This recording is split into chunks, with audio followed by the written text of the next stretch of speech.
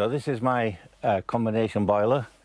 Gordon is into his green technology like solar power, but he says he's not ready to give up his gas boiler just yet. He also happens to have been a plumber for 25 years. These are the go-to boiler for millions of people, aren't they? Yeah. And the government's plan was to phase these out. What was the problem with that and the timescale, do you think? I think that the problem that they've always had is that it was an unrealistic target, and it sounds great, but it's impractical. Getting the UK to net zero will require huge changes to how we all live.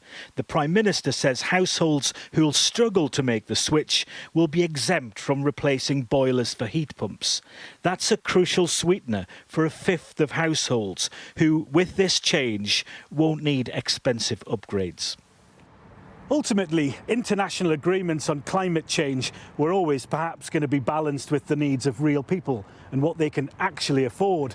The Prime Minister now calculating that going too fast could serve to alienate struggling voters in constituencies like this one. There are now more than 800,000 electric cars in Britain. Sales have boomed since the government committed to ban the sale of petrol and diesel cars by 2030. It looks like motorists will now have another 5 years to hit that expensive target. Personally, I believe it does need to be pushed further into the future, so the government have got time to put the infrastructure into place, because there isn't enough fast chargers when people are out on the road on a daily basis.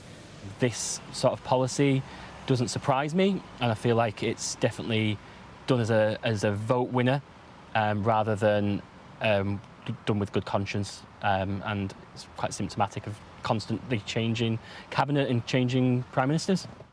This surprise announcement by the government is certainly a major policy U-turn, but in the eyes of voters, it could recharge the government's flagging popularity.